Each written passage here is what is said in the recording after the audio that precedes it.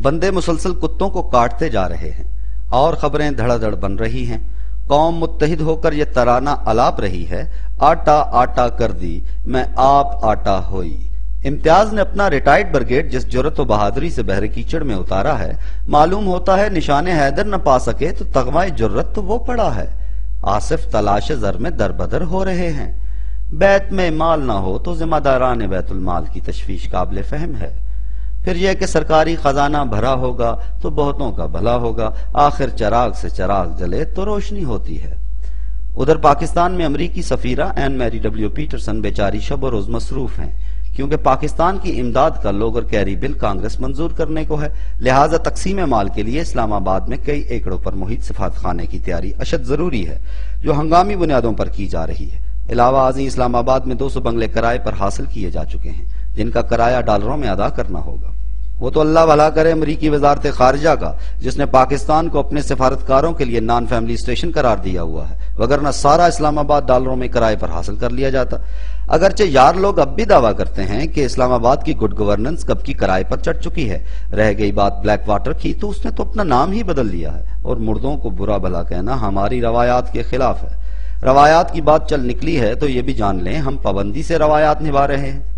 پٹھان لڑنے بھڑنے کی روایت نبھا رہے ہیں، پنجابی چڑھتے سورج کی پوجا کرنے کی، ایم کیو ایم رنگ بدلنے کی، اور سندھی گھر بیٹھے واویلا کرنے کی، اور بلوچ خالی پیٹ پگ کا شملہ اونچا رکھنے کی روایت نبھا رہے ہیں۔ البتہ ہماری صحبت سے ہمارا اتحادی امریکہ بالکل فیض یاب نہیں ہو رہا، حالانکہ ہم نے بزرگوں سے سنا ہے کہ صحبت اثر رکھتی ہے۔ امریکہ کی روایت یہ تھی کہ وہ کام نکل جانے پر منہ پھیر لیتا تھا، آج وہ قدم قدم پر منہ پھیر رہا ہے۔ ہم ایک فوجی آپریشن سے اس کا منہ سیدھا کرتے ہیں، وہ گنتی کے ڈالر پھینکتا ہے اور پھر منہ پھیر لیتا ہے۔ ہمیں تو یوں محسوس ہوتا ہے کہ امریکہ لقوا کی بیماری میں مبتلا ہو گیا ہے، اس کا منہ سیدھا ہونے کو ہی نہیں آتا۔ حیران ہوں روؤں دل کو کہ پیٹوں جگر کو میں۔ یہ خبرنامہ ہم نے طنزیہ انداز میں آپ کی خدمت میں پیش کیا ہے۔ در حقیقت یہ وہ چیخو پکار ہے جو قوم کا درد رکھنے والا ہر شخص کر رہا ہے۔ قوم کے جسد پر اتنی ضربیں لگ رہی ہیں کہ روتے روتے ہنسی آ جاتی ہے، اور بے وقت کی ہنسی ایسے ہی گل کھلاتی ہے۔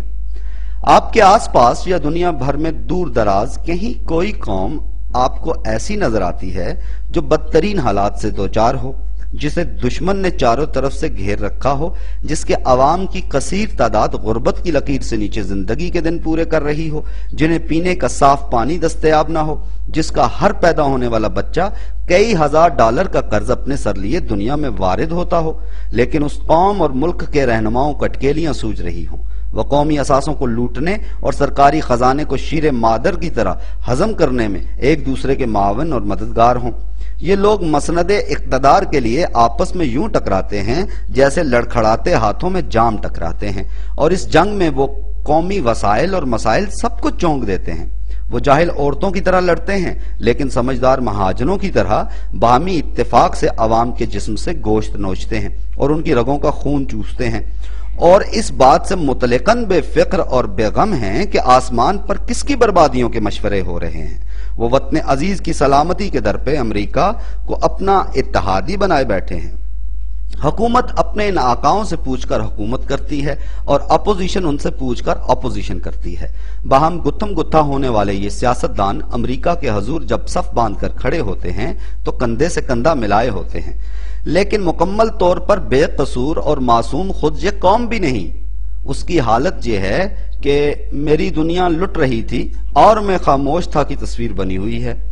وہ ان نام نہاد رہنماؤں کو ظلم و ستم کی کھلی چھٹی دیے ہوئے ہے۔ وہ حکمرانوں سے اپنے حقوق چھیننے اور بزور بازو حاصل کرنے کے لیے سر پر کفن باندھ کر میدان میں نکلنے کے بجائے بادشاہ کے محل کے سامنے اکٹھے ہو کر پل پر جوتیاں مارنے والوں کی تعداد میں اضافہ کرنے کا مطالبہ کرتے نظر آتے ہیں۔ ہم مسلسل قلم کی نوک سے عوامی جسد میں کچوکے لگا رہے ہیں، لیکن یہ سوئی ہوئی قوم بس پہلو بدل لیتی ہے، یا زیادہ سے زیادہ ماتھے پر شکن ڈال کر نہ چھیڑ ملنگا نو بڑبڑاتی ہے، اور پھر محو خواب ہو جاتی ہے۔ البتہ خواب بڑے حوصلہ افزا دیکھتی ہے، کبھی کشمیر پر بلا شرکت غیر قبضہ کرنے کا، اور کبھی دہلی کے لال قلعے پر سبز ہلالی پرچم لہرانے کا، یہاں تک کہ امریکیوں کو مار بھگانے کا خواب دیکھنے سے بھی گریز نہیں کرتی۔ البتہ حالات نے جن کی نیندیں حرام کی ہوئی ہیں وہ بلوچستان کے اسکولوں سے سبز ہلالی پرچم کے غائب ہونے پر ماتم کناں ہیں۔ وہ نصابی کتابوں سے جہاد کی آیات کھرچے جانے پر نظریہ پاکستان کا مفہوم سمجھنے کی کوشش کر رہے ہیں۔